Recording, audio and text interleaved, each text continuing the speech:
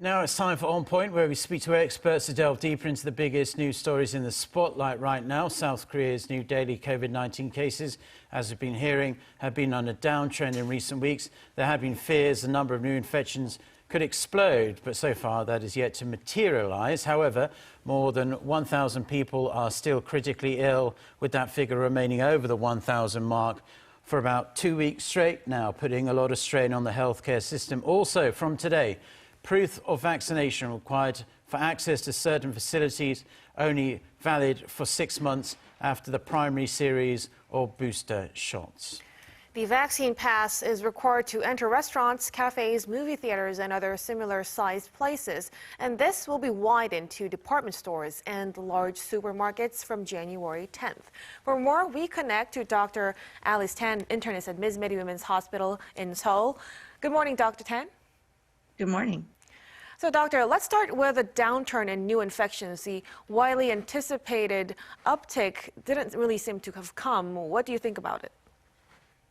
Well, certainly we are on the downslope of the second half of the Delta surge that started on November 1st. We peaked on December 15th in terms of new cases, and the peak in terms of ICU cases and deaths occurred predictably 1 week after. But, you know, I think this is due to the control of this last wave is due to a wide deployment of third shot boosters and also increased social restrictions. But I would hardly say we are out of the woods. Only 34% of our total population has received a third shot booster. And although these restrictions and the widespread deployment of boosters have buffered the spread of the Omicron variant, what we're seeing is a troubling, nearly daily doubling of new community sporadic Omicron cases. The number is going from 1 to 11 to 25 to 43 new sporadic Omicron cases. So I think that we will start to see a new surge either next week or starting in mid-January. Hopefully, it will not lead to the kinds of hospitalizations and deaths that we saw during the month of December. But I think it's coming. I don't think it's something that we can avoid. And turning to these vaccine passes, what are your thoughts on the fact that they're only going to be valid for 6 months now after the most recent shot or the booster? And do you think this will be a temporary measure, or do you think this is something that's going to become permanent? Well, according to recent data from the Imperial College of London, 2 shots of the AstraZeneca or the Pfizer vaccines offer only 0 to 20% vaccine effectiveness against infection from the Omicron variant. There is higher level of vaccine effectiveness against hospitalizations, but basically 2 shots are not enough to protect against the Omicron.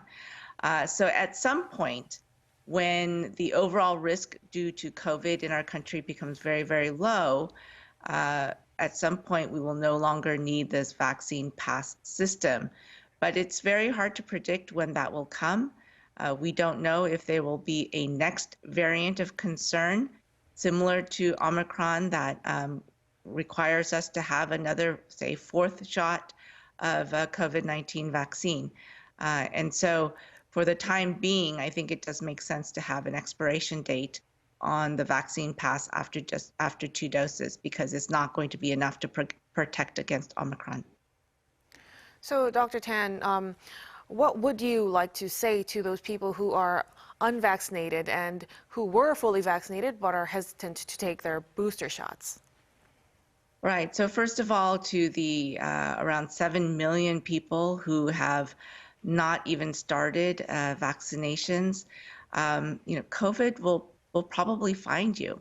And it's not a benign disease, even though Omicron does seem to lead to fewer hospitalizations. It's not a benign disease. It still leads to ICU cases. It still leads to people on ventilators, and it can still cause death. The vaccines are safe. 3 shots of the vaccine does seem to protect against Omicron.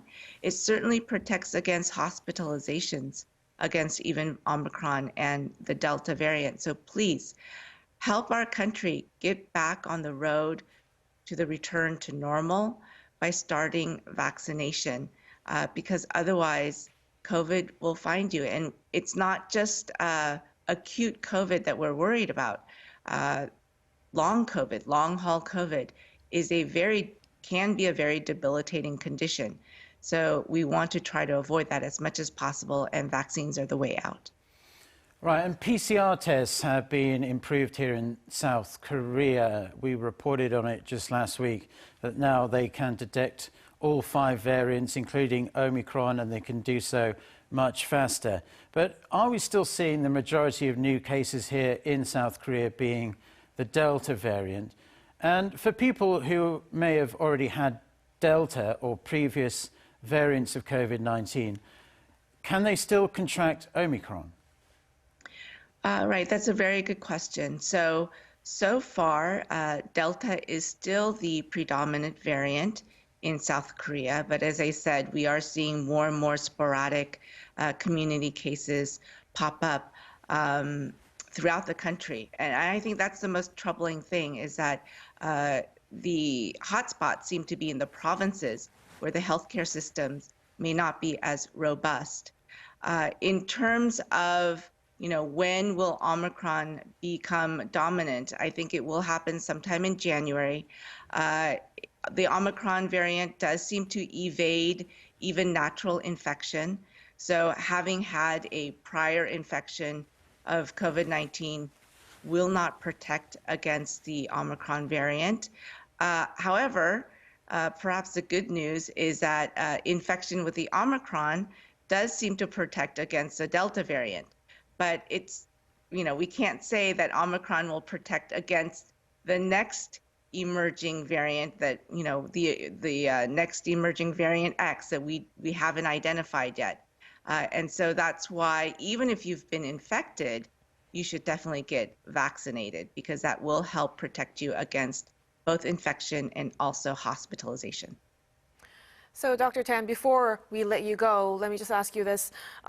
We know it's hard to make predictions, but do you have some optimism that the year 2022, we're going to see some things getting better in terms of COVID-19? Yes, I do think that the impact of COVID-19 in our lives overall will decrease. I have high hopes for the oral antiviral pills that should be available, hopefully sometime within this month. But there's just too much of the world that has not even received a first shot of a COVID-19 vaccine. And then the high levels of transmission that we're seeing in Europe and the US, that just means that we'll see more variants. That's almost inevitable.